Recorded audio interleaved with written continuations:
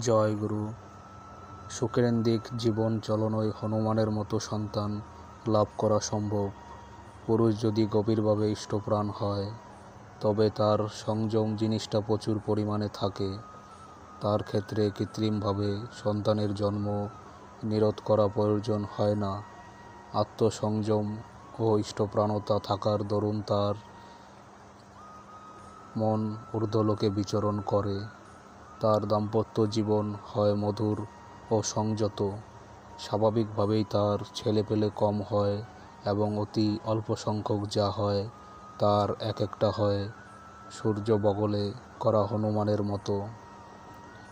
যারা কৃত্রিমভাবে জন্ম নিয়ন্ত্রণ করে শূন্যদরপরায়ণতা তাদের জীবনের নিয়ামক প্রবৃত্তি হয়ে দাঁড়ায়।